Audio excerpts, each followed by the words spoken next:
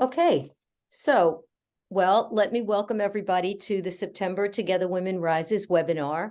As I said, I'm Deb Berman. I am the moderator for tonight's event. I'm also a chapter leader in Ann Arbor, Michigan, as well as a regional leader for the Central Region. As Kia mentioned, we'll just try to stay on mute while the presenters are speaking. And again, there's questions and answers at the end of each speaker. So if you could put your questions in the chat, we'll get to as many of them as quickly as we can. For those of you who are new for Together Women Rise, before we start, I'd just like to mention that this is a special milestone year. 2023 is our 20th anniversary. Old as me. We began in Greenville, South Carolina, thanks to the amazing collaboration of Marsha Wallace and Barb Collins, our co-founders. And we've grown, and today we're a powerful community of women and allies dedicated to achieving global gender equality. This is how much we've grown. We have hundreds of local chapters all across the United States where members are learning about gender equality issues, giving grants to organizations that support women and girls in low-income and marginalized countries, and we're building community and connections with women around the world. If you haven't done so, I encourage you to visit the website at togetherwomenrise.org for more information and ways that you can become involved. So if we're ready, Kia, it's time to start to the first of tonight's speakers. So, as you may know, every month, Together Women Rise features a project that addresses one of the many challenges faced by women and girls in low-income countries in the global South. We award these projects a featured grant between $35,000 and $50,000. And together, both at this monthly webinar like tonight and at chapters all across the country, we learn about the country, the challenges, and how the project will help women and girls achieve global gender equality. This month, we're partnering with Last Mile 4D. This project aims to end female genital mutilation and cutting in Kenya by educating, informing, and enlisting community-wide awareness and support. First, we'll play a short video about the project, and then I'll introduce you to our guest speaker from Last Mile 4D. Take it away, Kia.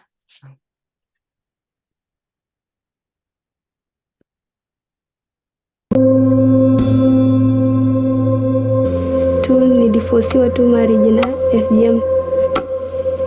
Yes, nilienda kwa sababu mama aliniambia enda marriages ndo tupate ng'ombe ya kusomesha huyu mume wako class 6. Lakini nikakataa, nikaenda sense nisaidia. Ndo nikatoroka. Nilifosiwa nikachapwa. Nilihisi vibaya. Kaniambia hapo, nikatoroka. Sasa nikapata nafasi ya kutoroka, nikaenda sasa. Kwa sababu vile nilitoroka nyumbani, kaenda kuishi msituni. So nilifikiria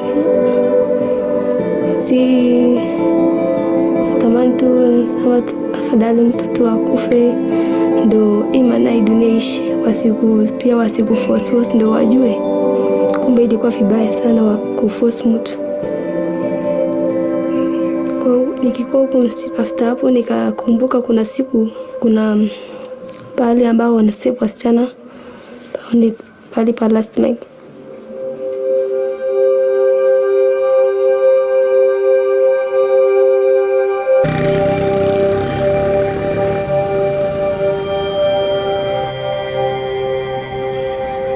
FGM is a silent crime, and it happens because it's not documented. Our mission at Last Mile 4D is to reach girls and women in the remote communities and provide them access to information about their health and safety from abuse.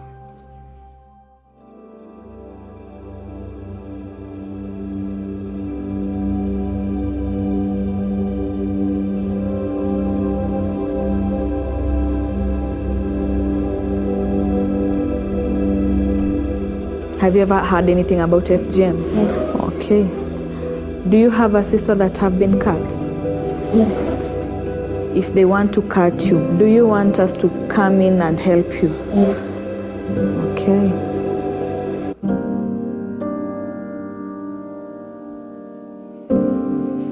Today, we are going to look at psychological and emotional problems of FGM. When you are cut, you'll be feeling incomplete. Who can remind me of the short-term effect of FGM? Frequent bleeding. Frequent bleeding, yes. And what can infection cause? Yes, death. Know that anybody who cuts you will be jailed. Once we go through a series of these modules and they learn about the harms, we interview them again and we see that the numbers have drastically changed. We went from 90% being fearful of undergoing FGM to maybe 3%. And then those 3% become very central in our work. And as we're actually approaching the cutting season, we need to have a safe house ready in case we need to rescue the girls.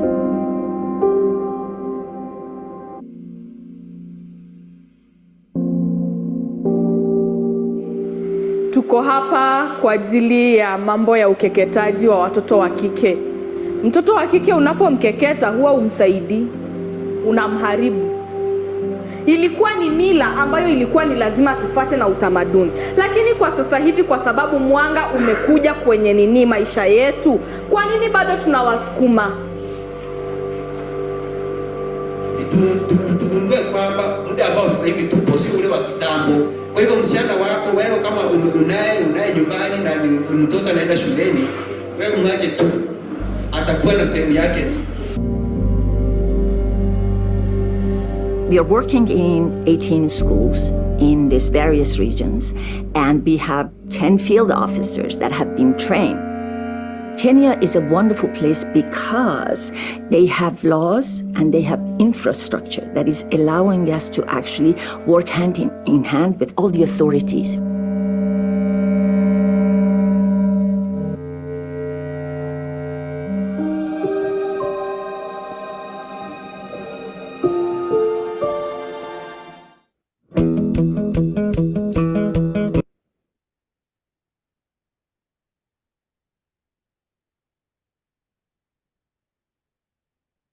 Wow, that was pretty amazing. So tonight we're pleased to have with us Minaz Harrison, President and CEO of Last Mile 4D. Let me give you a little background about Minaz. She's a health executive with experience in management of innovative health projects in the world's remotest areas. Her talent is in collaborating with local, regional, and international stakeholders to move health projects from the pilot phase to implementation. She received a Fulbright in 2011 to draft a comprehensive cancer control policy in the country of Georgia. That work paved the way for the establishment of Last Mile 4D, an organization which designs innovative, community-centric health and health rights solutions. Last Mile 4D's innovative system has enabled her to bring her passion for women's and girls' rights to health and safety to fruition, working with local partners in Kenya and Uganda. She and her team are using this system to help eradicate female genital mutilation in Kenya. She serves on the board of World Pulse, and she's a graduate of Johns Hopkins School of Advanced International Studies. You're very welcome, Minaz. We welcome you tonight. Thank you. Thank you very much. Thank you to all of you who are here tonight for your time and for the generosity of Together Women Rise, allowing us to continue our work. And I'm grateful for that and the opportunity to speak with you, as well as the fact that I hope that this is only a beginning of you hearing about us, and you will keep our work on your radar screen. This is an opportunity to really stop this harmful practice. And there is willpower everywhere right now. There is political power that is in actually the continent as well as other parts of the world that this is being practiced. And we are in very good times. And as Together Women Rise actually recognized our work in a way that it is unique. We are the only group that actually works with real-time data. When you look at anything that's coming from the UN agencies, UNICEF, UNFPA, World Health Organization, the data that they provide you is statistic. It is not data. It has happened. So you have 200 million girls globally that have undergone FGM, or we have Center for Disease Control and Prevention that estimates 500,000 girls and women in the United States either have undergone FGM or are in danger of going FGM. So these are statistics. What I say about what we do is that we prevent it. Our girls do not become a part of the statistics. And how do we do that? This is a three-pronged approach that we have. We have given the girls a voice. The girls are the center of the work. We work in schools. We work with authorities to get permission to easily move from schools to schools, to really have community meetings and have attendance in schools. So we engage the girls in schools with the funds that's going to come from Together Women Rise. We're actually starting to enroll the next cohort of the girls. We started in 2019 in Kuria, Kenya, and there we enrolled the first phase. We were granted an award by the Grand Challenges Canada. It's a consortium of funders that is managed through the Canadian Foreign Ministry. We were awarded that grant to do a pilot, and our pilot was enrolling 1,000 girls ages of 9 to 12 in 10 schools and see whether what we can actually inform them, sensitize the community, and see whether we can show impact. And we indeed did do that. And we initially meet the girls. So we work in a school year calendar. So we meet the girls. Our field officers are on the go as we speak. They are going into the schools, and so we interview the girls and to measure their risk of FGM. At the first gathering, after 2 days, I did the training, and the field staff went out. We had a forum with the community that had all the who's who, the chiefs, the religious leaders, the elders, the heads of school, heads of agencies. They were all there. And when I asked them, so what do you do if somebody commits a crime? Oh, we put him in jail. What do you do if this and that? So what do you do if somebody acts on FGM? Oh, it doesn't happen here. So that's when I pulled up the data, put it on the board, and I said, your own girls, listen to them. Only in the past 48 hours, their teammates have gone and interviewed. We were only at 400. So we weren't at the 1,000. We were only at the 400 girls. And look, from these 400, there were 20 of them that were already cut at age 9. So I put this data up. Data cannot be denied. And that is how I engaged the authorities, the people there, to work with me. Chief of the police was there. So I said, what are you going to do, chief, when the cutting season comes? Magistrate, everybody. They then all vowed that they will support our work and they will back whatever we do. So we made the work easier for them in a way, because this is a country, Kenya is a country that actually has the laws against FGM. So we made it easier for them. What do? We give them data. We say, these are the girls that are in danger. So what are you going to do about it? So we worked through that. We assessed the girls, and all of the 1,000 were enrolled. We actually had 1,096, 96 of the girls were already cut. So once we do that assessment, then we take them through 4 educational modules, totally focused on health. So harms of FGM, what happens to their anatomy, what are the complications, and so on. Then we do the second round of assessment, and we see that we have built such a confidence in the girls, we have built such knowledge base in them that they can actually speak up against it. And they tell you that. So we go from 87% being assessed as being in danger down to 45%. Then we take them through another 5 modules, educational modules. They are all focused on rights of children, the laws of the country, the treaties that the country is signatory to, and the role of the government to keep them safe, the role of parents that they are supposed to keep them safe. And then at the end, we do another assessment at the end of it, and we find that we have only a handful of girls that are still afraid that they will be cut. And that's when we ended up having safe houses. I'm not in the business of running more bricks and mortars, but we work with the community. The schools offer us, their boarding schools offer us their structure, and then we end up housing the girls that might be still in danger, and the evidence shows that they're still in danger, in the safe houses during the cutting season. And yes, there is a cutting season. So when the schools are out, that's basically goes with the harvest season. These are agricultural societies. So during the harvest season, the schools are closed and they cut the girls. So we basically, that is the only time that we work with the community to have a safe house, and then police comes and helps with the security of it and so on. Working within the communities, we learned that they wanted an alternative rite of passage. FGM is considered a rite of passage in many of the practicing communities. So what do we want to do? So we planted trees in honor of every girl that is not cut. So right now, there are 3 different forested areas that in each one of them, over 500 trees have been planted in honor of the girls that just graduated in July from our program. The community came, the authorities came, parents came, girls, they planted the trees, and they sent pictures of how they're taking care of the trees. And unfortunately for the trees, but unfortunately for the people, right now is flooding. They went from drought to flood. So, but the trees are having a good time growing nicely.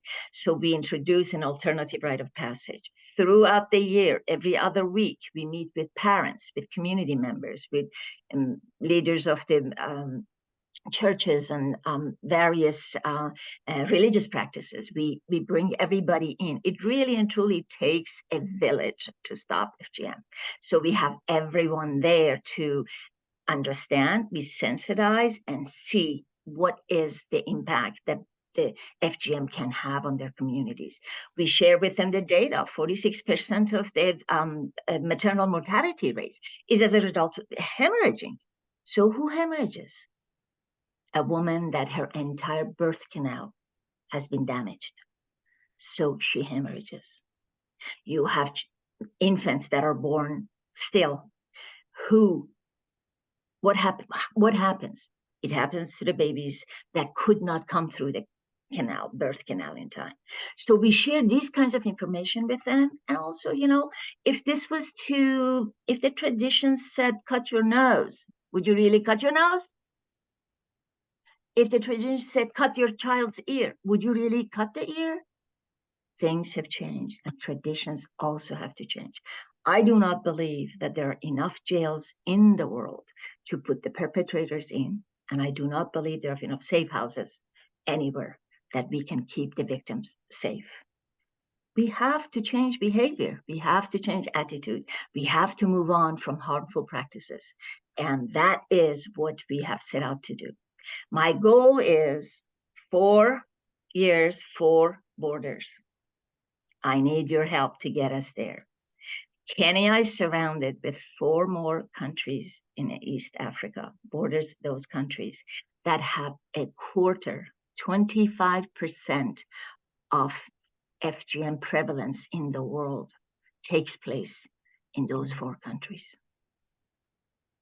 The practice is very similar to Kenya. It is only the matter of time and money for us to grow as fast as we can. One of your chapters, I tried to look and see if she's here, from Atlanta, asked me that if we would send our tax return to her. Gladly, we sent our tax return. She came back and said, am I saying this correctly? The management is working voluntarily here. Is that right? And yes, the answer is right. I do not draw any salary. Every penny that I raised amongst friends and families, and now Together Women Rise, goes directly to Kenya. Not I only do not draw salary, I put $1,000 a month in the operation to make sure our activities continue. This is a stain on humanity if we allow it to continue.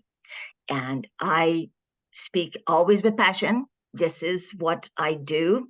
I come to my desk 5 a.m. because the part of the world that I work with, 5 a.m. is ending their day. So I spend time with them. I meet, I greet, I talk, I train, and I meet with partners, constantly seeking new partnerships because I know those that have seen the program in action, those that I have shared my screen of my platform with, are floored about the fact that you have all of this on a platform.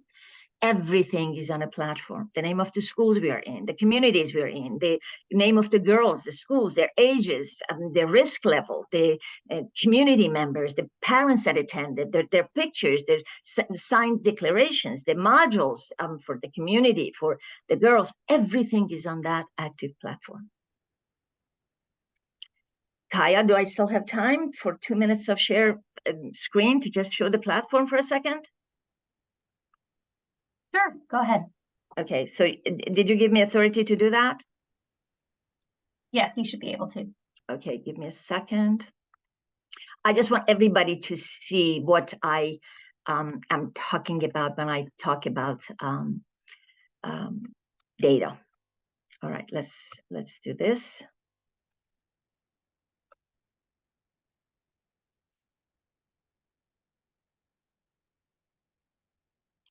So you are on our website, and we have, okay,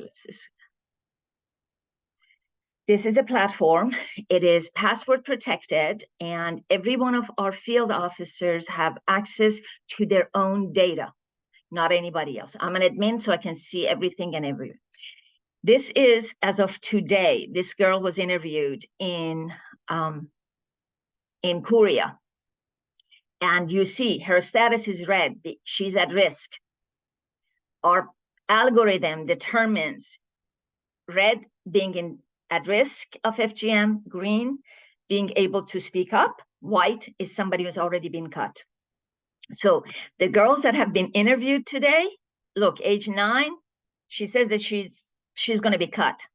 These are all as of today. So do you see how accurate and how in time and timely everything is? So there are the girls that have been interviewed today, and I can scroll down and show you more and more of them. But here is, for example, a community meeting that took place on the 27th of August. And if you look at the community meeting, you view how many people were there. You're looking at 23 men, 47 women, and we asked them if they have heard our ad in the radio. We ask if they know the harms of FGM, and then we take them through an educational modules, and we see a world of a difference in their answers. Into they make a determination that they're not going to cut their girls.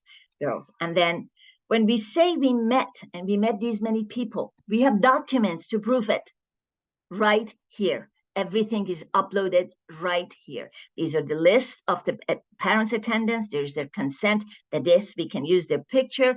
And here's the declaration. Many of them have signed a declaration that they will not cut their girls. And those declarations are very powerful.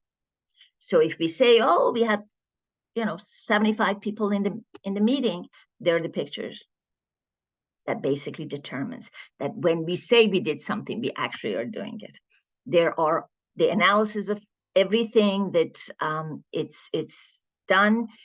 We basically do a quick data analysis on everything. And there is a communication channel that folks communicate with us. So 10 hours ago, my teammates wrote that in this day, they went to Kangaristo to prepare girls for first interview, managed to interview 15 girls who were ready with the required details. I'll go back tomorrow to continue. So there is a communication channel that supervisors, all of us see what is happening, and they communicate if they need us to do anything for them, and so on. There's also the curriculum. These are the modules documents. There is a presentation, and then they show a video, short video that is public source. And then they take the girls and boys through the discussion. We ask the boys to ask their questions, and then they're dismissed because girls don't ask all the questions they need to ask in front of the boys. And then there's private sessions with the girls in the classroom. They all have homework to do, and that is to go back to the community and actually speak with others. Talk to your neighbor, talk to your mother, talk to your aunt, and be confident. So then these are the 4 educational modules. And then at this point, we will do the second assessment, and then we take them through the laws and rights and illegality of it, and so on everywhere else. We also have educational module for parents, as well as in their native language. So all our community workers are local. So all these are delivered in the local dialect that people can understand. I think I'm at time, right? Okay, so I'm more than happy to answer any questions you might have. And thank you for your time. Thank you so much for your passion and for sharing a lot of how that data is given. We do have quite a few questions. I think we'll get to a few of them, but there were a couple of questions about the women who unfortunately aren't saved or who have been cut. What happens to them? Is it possible for, there have been a couple of questions about the procedure being reversed, or the women or the elders who've been cut, and what their opinions are about this program. If you could talk a little bit about the women who do end up getting cut. So few of my teammates are survivors of FGM.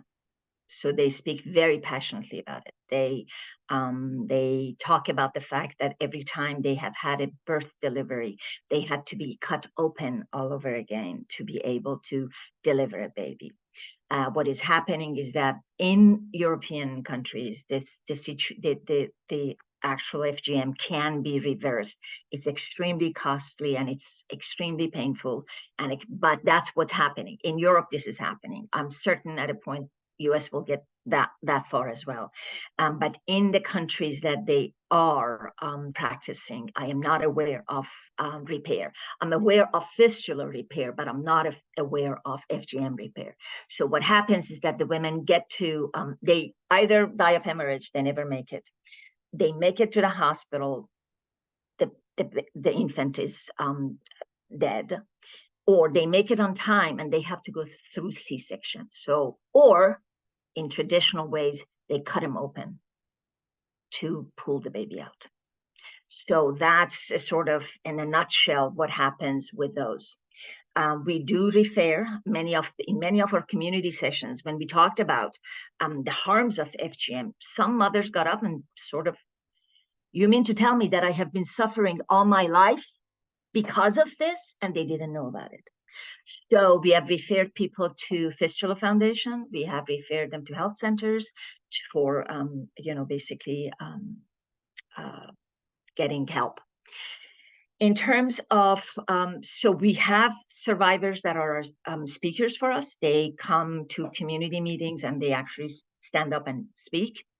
We cannot be everything to everybody. So our focus is this generation. This generation can stop this. And so we're putting all of our effort in boys and girls of the current generation. We're educating them. They're becoming champions of this. As they have finished our program, they come back to our the field office and say, what can I do to help? Where can I go and talk? So we have engaged them immensely into be the change maker.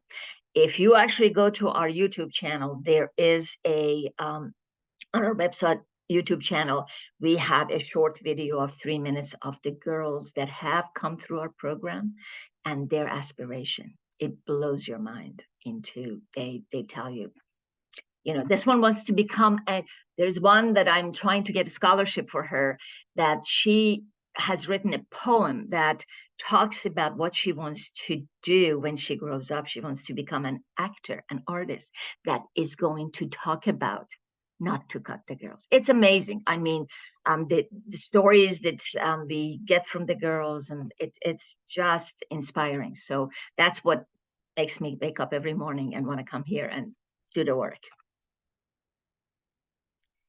I hope I answered the questions. Yes, that's great. I have 2 more questions that I'll kind of wrap into one. How did you get involved in this work, and how did you start the organization, and how did you come up with the name, and what does Last Mile 4D mean? I was going to talk to you first about Last Mile 4D, but then sort of my passion got better part of me. So Last Mile is a term of art. It refers to the communities that are off the grid, no running water, no real road, and the closest hospital is 5-10 days walk. That's Last Mile. So when I was doing my Fulbright in the country of Georgia, I was asked to work, so sort of as a part of your Fulbright scholarship, you become an ambassador of your country. So I would be in every weekend, I was in a village giving talk about how to prevent breast cancer. The focus was on breast cancer of my work. It was international public policy. So anyhow, so there I realized that women and girls in remote areas don't have the faintest idea about their rights to health and safety. None. So that year, UN did a study in Georgia that 78% of the women that answered, it was all about abuse, 78% of the women that answered, they said it's their fault that they get violated. So that was when I came back. I said, okay, we got to do something about those communities. And that is how I decided to actually founded a Last Mile 4D and D development. So that is sort of a catchy name in the international development world. When they see the name, they immediately catch it into, they know what they're doing and where they're doing it. So that's that piece of it. And generally speaking, working on the FGM, I have worked for the better part of my life on creating safe environment for the women and girls. When I came to the US, my home has become Pennsylvania, Pittsburgh. So I worked with Junior League, I worked with the legislators, and I worked with health providers. I am a health executive by training before I became who I am. So we worked to put the question of, are you safe on the health intake? Many of you nowadays, when you go to a doctor's office, you enter a hospital, men or women, doesn't matter. You're asked that question, are you safe? You can thank me for that. That Pennsylvania is the first state that actually made that into a law. And now 34 states are asking that question. We're not there yet, but that is basically to give you the span of the fact that my goal, my hope, and everything has been to bring safety and security to women and girls. Yes, that's very, very important. Thank you so much for joining us this evening. We have a lot of comments of people in awe of your passion. So thank you for sharing that with us tonight. Thank you. Thank you. And I just one moment that Tara, you wrote and I just saw the text coming up that you were impressed with the platform. People who know data, they know what we have there, and they're all after it. Please reach out offline, and I'm more than happy to show you more. Thank you all.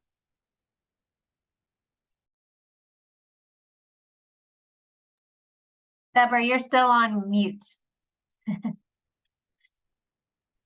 Okay, that was really terrific. Thanks so much, Manaz. We really are pleased to support you and Last Mile 4D. So moving on, our next speakers this evening are from the International Center for Research on Women, or ICRW. ICRW is one of our new transformation partners. Together Women Rise has awarded a grant to ICRW in the amount of $100,000 per year for 2 years, 2022 and 2023, as part of our transformation partnerships. These partnerships are designed to address the root causes of global gender inequality, including the social and cultural norms, beliefs, practices, and laws that prevent women from equal access to resources, decision-making, power, and opportunity. We know that achieving gender equality requires rigorous research, uncovering the causes and costs of gender inequity, and informing solutions. For 47 years, ICRW has set the global agenda for gender equity, inclusion, and shared prosperity with its action-oriented research and solutions. Their research and programs, advocacy and policy, and private sector teams focus on economic opportunity and security, health and reproductive rights, gender norms, and climate actions. We're really pleased to have Felicia Appenteng and Tara Abrams with us tonight. Felicia is Vice President of the newly formed Gender Centers of Excellence with ICRW.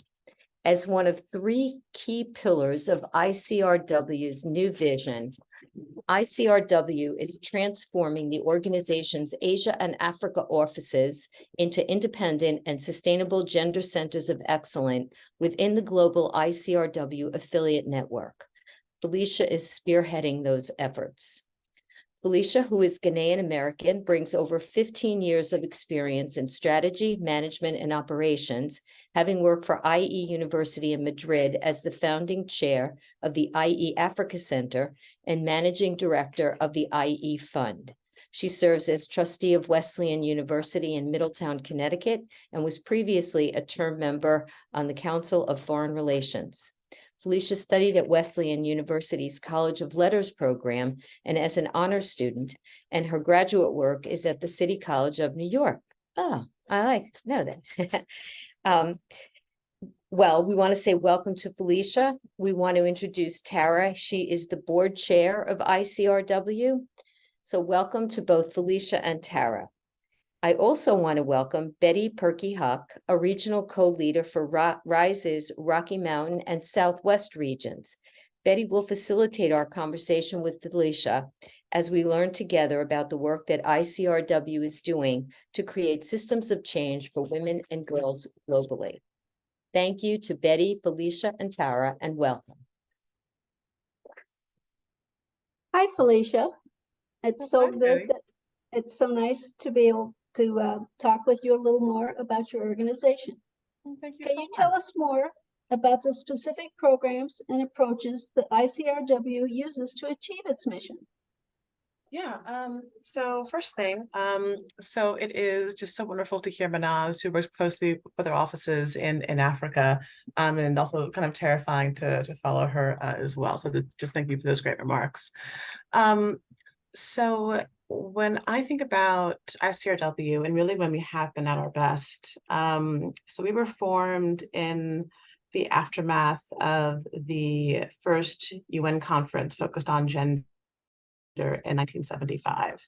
And really at our best, we have been a generator and nurturer of market-shaping innovations around gender equity. And we work closely with foundations, governments, activists, universities. And I think that we have helped the world to understand that you are not going to get progress on global goals if you do not focus on women, girls, and other marginalized people. So that's, to me, when we've been at our best. Okay, thank you. It can be hard to change attitudes and social norms. How do you approach this challenge, and how do the findings of your research inform your programs? Sure. So I am going to share my screen. I'm going to share something that is one of my sort of favorite things to play with whenever I talk to people, because it sort of indicates what makes our research and our approach a little bit different. So can all of you see this? Yes. Okay, Thank great. you. So I will speak kind of broadly, and then I'm going to dive deeper into gender norms. So we call this our wheel of excellence. And really, when we think about how to even define what a gender issue is, oftentimes when we have done that work classically, it has siloed women's issues in a way that is really counterproductive to really meaningful action. So it's really important to start from a research point of view with a lot of humility and with a question, right? And that question needs to be co-created with the most marginalized people. So we start off here and we hypothesize, right? I'm sorry. So we start off here and we are proximate and we listen, right? And we understand what meaningful growth in power and in opportunity looks like in terms that are real to the most marginalized people. Not what we think, but what do they think, right? We then use our expertise to think about, what are some possible ways that we can solve this challenge, right? We then always closely with our partners, we then pilot some experiments, right? And you say, hey, so is this a good question? Is this a question where if we answer it well, it leads to power and progress? And if the answer is yes, then we validate what works from this evidence. And then we begin to use that to shape policy and practice in a meaningful way. And this is my favorite part of the wheel, which is to say that if we find that it is not the right question, if we find that we need to rethink our approach, then we go back to listening. So that really is, I think, the beauty of the approach about being humble and open while also bringing lots of expertise, and to make sure that we're always ending with action, right? So I could talk about this for another 20 minutes, but I will not. And when I think about the work that we have done when it comes to gender norms, we have one of our flagship programs in India is called the Gender Equity Movement in Schools, called GEMS. And, one of the really great privileges of being around for almost 50 years is that we have just gathered so much data. So over the past couple of decades, this is a program where we work inside of schools within India. And what we have really learned there when it comes to gender norms is how early these ideas start about what a boy should do and what a girl should do. And we learned that by doing broad surveys, and again, just being very proximate, listening quite a bit. Once we understood how sort of urgent it was to begin to reshape these conversations at a young age, we then developed a program that is within schools. So it's a really great case of research leading to action.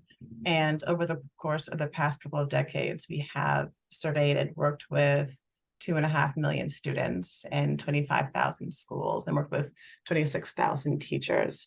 And I think that when I think about that program, which, I feel so lucky to get to be, even sort of talked about in the same sentence as a program like that, I really think about the humility that you see in the Wheel of Excellence. Your program or your platform looks like it works, and it's really great. It's nice that you go back and you say, okay, that didn't work. What do we need to do? Everything always results in an action. Talk a little more about the impact on women and families. Do you have any personal stories or success stories about the impact that your work has had on women?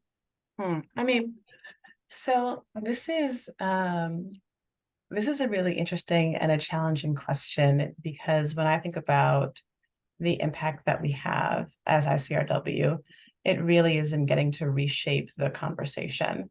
And I think that we did that with HIV/AIDS in the 80s and 90s, which was to say, the way that researchers were looking at HIV/AIDS was only through a male lens. which of course meant that you were getting only solutions and policies and practices that were only for men. We were quite pioneering and saying, no, but you have to actually also center women as well. And I think that the research that we have launched around climate action is our most exciting field of work. And so that work is led by my colleague, Louise Erskine. And what I always say to her is that, so when I took this job about 1 year ago, I, of course, was a supporter of climate movements, but I personally felt as though I know what I care about. I care about the most marginalized women and girls and their lives in a real and, material way. And the climate conversation, as most of us see it, tends to be talking about gigatons and energy and just these huge, measurements. And that is not how women actually are experiencing climate change. They experience it through a loss of resources and adaptation, right? And so our research there is called What Works? And we are working with partners across Asia and in Africa to, number one, to not only shift this narrative of, yes, women are heavily impacted by climate change, but also women, as all of us that are here on this call know, are leaders in their families and in their communities, make choices around resources, and therefore have the capacity to actually be solving the climate crisis. And we are working with our partners to gather data to demonstrate the power of investing in women-led climate movements, because we have this sort of interesting catch-22 where even just when people conduct research, if you don't even think about a household with a woman as being the head of it, you're missing so many people in the community, right? And so as of right now, the stat is 0.2% of all financing in climate go to women-led ventures. Yes, I had to practice that stat 10 times when I first joined. So I was like, no, but I must have just heard it wrong. And then you end up in this really tough situation when you are an investor, you are a leader, you're a researcher, because we all know instinctually that women are playing a really big role, but if there's no data to back it up, then you can actually shape the policy that way. So we are going to grow that 0.2% to 50%. So when I think about stories of women and their families, I think about our partners that are doing that top-notch work around climate on the ground. You are the vice president for the newly formed Gender Centers of Excellence. Can you tell us how this fits into ICRW's new vision? Well, I mean, if I might be so bold, Tara, I think it's the heart of the new vision, right? When we think about progress and essentially how we're going to meet this moment, really, if you look at the numbers around SDGs and things like that, we are so incredibly far behind on all of these meaningful issues. And if we do not recalibrate gender research to focus more on proximity than on privilege, we're not going to make real progress. And so what I mean when I say that is that when we think about women's issues and the people that are forming those questions and are deciding what a women's issue is and what success looks like are a small minority of the most privileged women, you just don't get good information. You just don't get good data. And then you end up with bad policies that are ineffective. And then we are all suffering, right?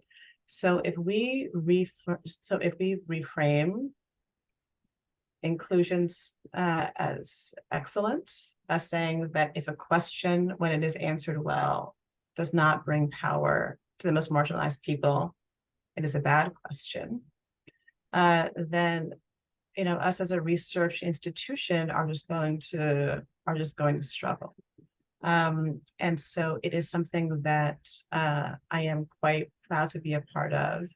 And you know, we're sort of in this moment where a lot of nonprofits are thinking about, you know, people can sometimes frame it in sort of what it means to decolonize.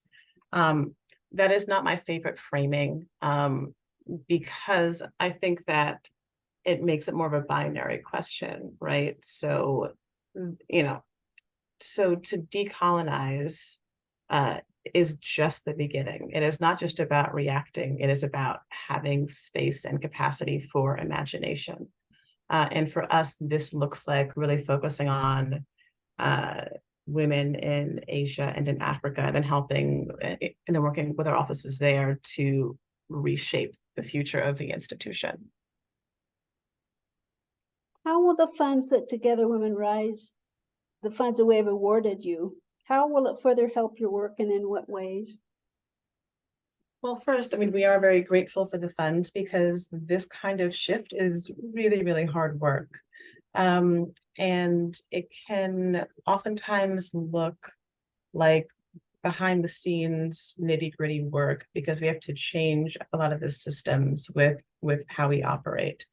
And when we think about the future and how we're going to transform, we need to have systems that are enabling and supportive, that allow our researchers to focus on asking the most urgent questions, and not about processes that really kind of get in the way while also staying compliant and really working closely with our donors, right?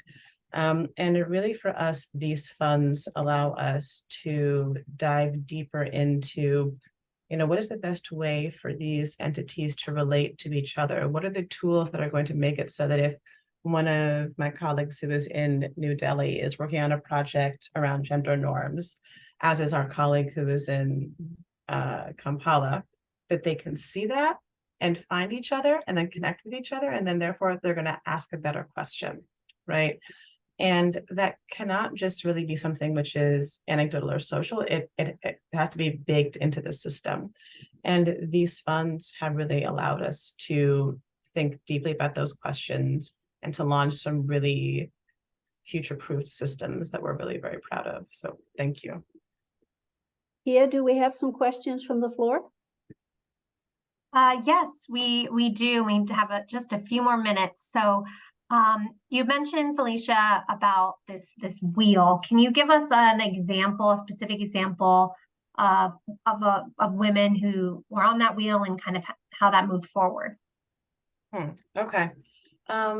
I am going to, so I'm going to share it again. I mean, you brought it on yourself, Kia, by mentioning it again. So I'm going to share it again because it's so much fun. I can talk about what it feels like when the wheel feels a little bit rickety. And I think that wheel has felt a bit rickety when we have jumped from this to this too quickly. So if we enter into a situation and we already understand, or we already think that we know what the problem is, we get a bad answer. So I'll give you one of my kind of favorite examples. If you look at data across, say, West African countries, when it comes to women and how they enter into the workforce, if you just look at that data, just from a point of view of numbers, you might think that the only problem is that women are not in the workforce, when actually the problem really underlying it is around a lack of infrastructure around the care economy, right? So when you look at what it means to be a woman in the workforce, you have to take care of your family, you have childcare responsibilities.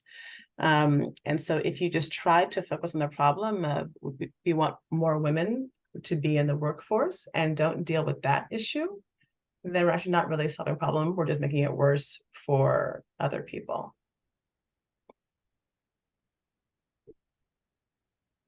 Great, thank you.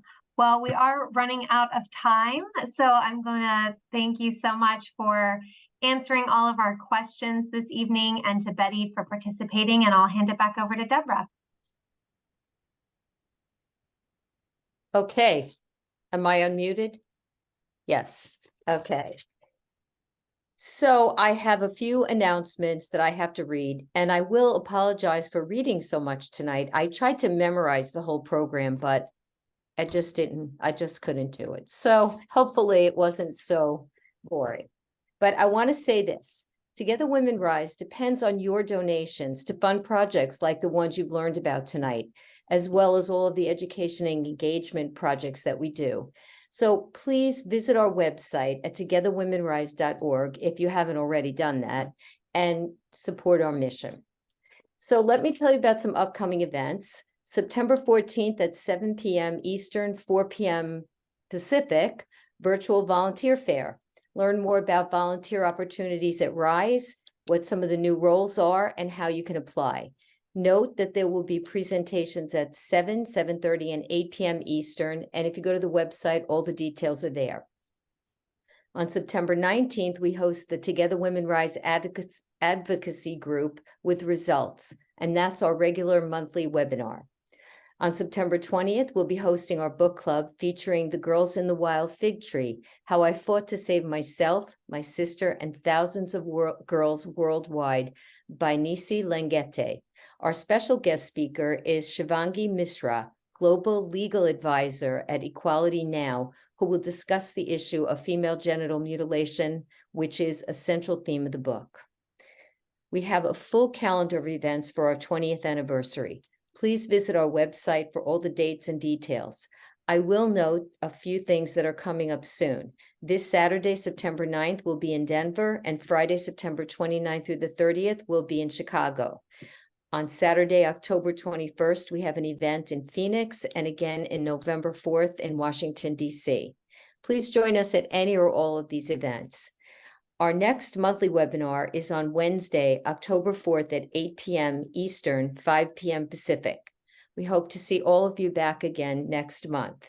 You can find all this information under upcoming events. Click on the Join Us tab and then upcoming events on the website. Here you can learn more, you'll be able to register the events, and you'll access all the recordings from these past events. Thank you all for coming. We hope to see you again, and have a good evening. Good night. And thank you again Thank you. to all of our speakers this evening and guests. Thank you so much. Thank you. Well Thank you, said. everyone. It was very, very interesting. Thanks, Deborah and Betty. Thanks, everybody. Good night. Take care. All the best.